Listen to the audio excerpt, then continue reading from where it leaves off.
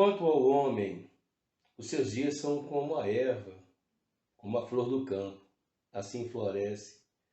Passando por ela, o vento logo se vai, e o seu lugar não se conhece mais. O amor do Senhor, porém, é de eternidade a eternidade, sobre aqueles que o temem, e a sua retidão sobre os filhos dos filhos, sobre aqueles que guardam a sua aliança, sobre os que lembram dos seus mandamentos para os cumprirem. Salmos, capítulo 103, a partir do versículo 15 ao versículo 18. Nunca uma nação ficou tão comovida com uma catástrofe. E evidentemente isso mexe com a gente. O fato de uma cantora sertaneja tida como a rainha da sofrência. Eu falo de Marília Mendonça, tão jovem, tão bela, que cheia de planos, com uma criança ainda muito nova, 2 anos me parece. Mas a grande realidade é que seus planos foram interrompidos. São coisas que acontecem e nós não temos como evitar. Consciente que faria a sua viagem, daria o seu show, foi interrompido por uma fatalidade no meio do caminho. Eu costumo afirmar que o homem nasce, ou nós nascemos pela manhã, envelhecemos durante a tarde e morremos ao anoitecer. Algo análogo ao salmo que eu li, a esses versículos do Salmo 103. Algo também importante para que possamos refletir o que é a vida, a efemeridade da vida.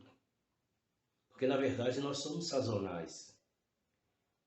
Quanto àquela que partiu, que Deus a abençoe, eu espero que ela tenha tido lugar no seu coração para Cristo Jesus. Porque tudo nessa vida, como diz um amigo meu, e isso ficou inculcado em minha mente, a ironia dele. Tudo na vida é passageiro, menos o motorista e o trocador. Se bem que aqui na minha cidade já não existe mais trocador.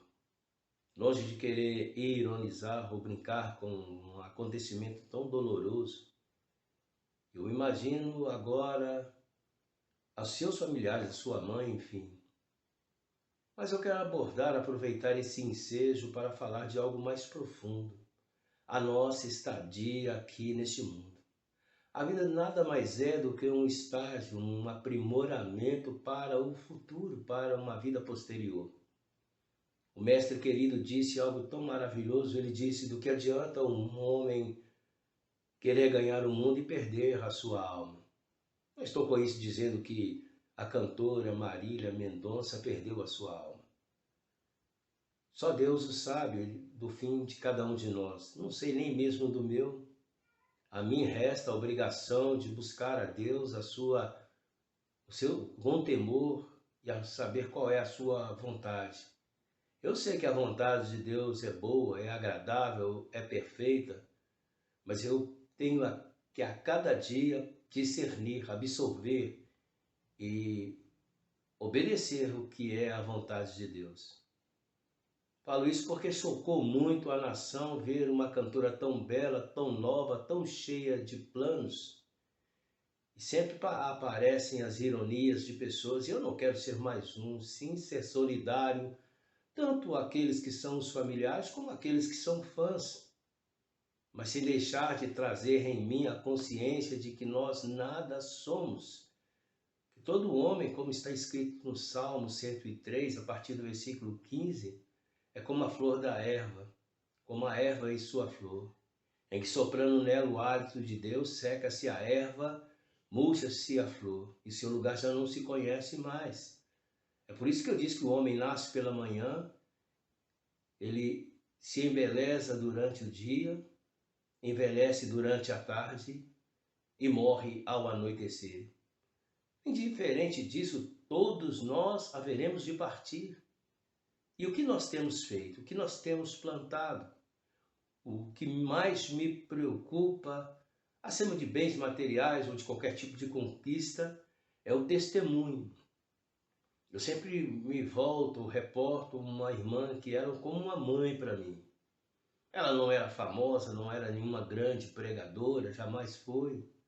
Não tinha consciência dos segredos da da homilética, digamos assim, não tinha conhecimentos da exegese, da hermenêutica, ela nem sabia se isso era trem de comer, como diz todo bom mineiro. Ela não conhecia os meandros da teologia, nem tampouco eu também o conheço. Mas ela deixou algo de maravilhoso, um testemunho, um legado. E isso servirá para mim para sempre. Porque o que eu quero ver em mim é o legado que eu quero deixar. Uma história que poderá ser contada por aqueles que me conhecem ou não.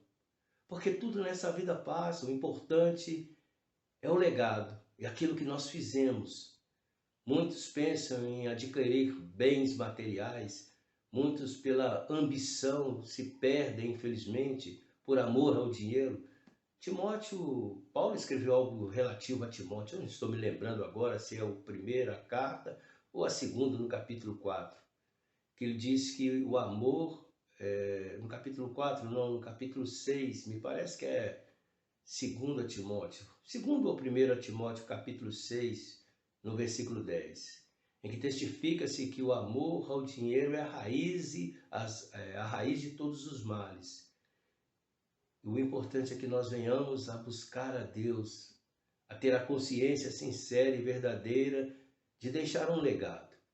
Eu, quando ouvi sobre o testemunho de um certo homem que viveu por volta do século XVIII, Conde Zinzendorf, o legado que ele deixou, ao contrário, ele seguiu na contramão do que seria a ambição humana, porque a ambição humana, acima de tudo, quer ficar rico, quer adquirir posses, e infelizmente no meio cristão, quantos não são os líderes que ostentam uma quantia infinita em bens, em dinheiro, mas e o legado que eles deixarão? Apenas aqueles que são hipócritas e puxa-sacos, com certeza, haverão de enaltecer, mas que enaltecimento terão aqueles que negaram a Cristo, que preferiram satisfazer os seus próprios corações, o seu próprio ego, enfim. Não somente isso, mas como também eu me paro para refletir sobre um outro homem. Esse sim se tornou como referencial da minha vida. Toda vez que o nome dele vem à minha mente, a minha alma se abate e eu me vejo completamente à margem daquilo que ele viveu. Eu falo de David Brainerd.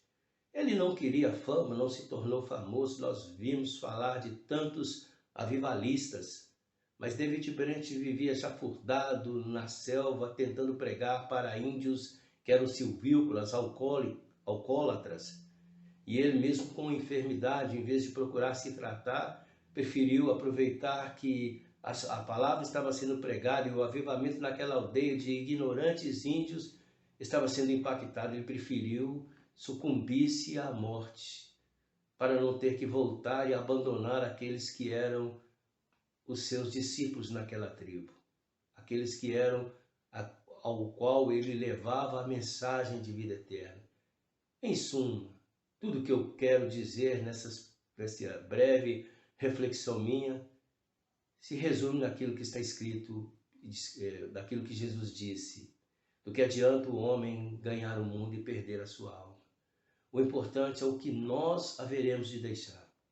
Diferente do que ele faz, do que ele deixou de fazer. Se não pudermos viver uma vida intrínseca em comunhão com Deus, infelizmente estará tudo perdido. Infelizmente será tudo em vão. A minha irmã não conseguiu fama, não conseguiu sucesso. Morreu pobre, mas deixou um legado maravilhoso porque ela sempre estendia a mão para quem mais necessitava. Sempre estava disposta a ajudar ao próximo, sempre estava preocupada e sempre querendo ajudar, ser um auxílio. Ela cumpriu o seu papel. Já que falei sobre Paulo escrevendo a Timóteo, eu me lembro que ela combateu o bom combate, guardou a carreira e venceu a fé. Indiferente de você ser um missionário, um pastor, um líder, um simples ser humano cristão.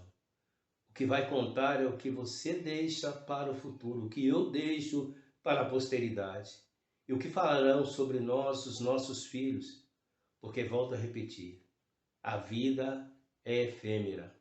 Nós nascemos pela manhã, nos embelezamos durante o dia, envelhecemos à tarde e morremos ao anoitecer. Bendito seja esse Deus maravilhoso, chamado Jesus Cristo.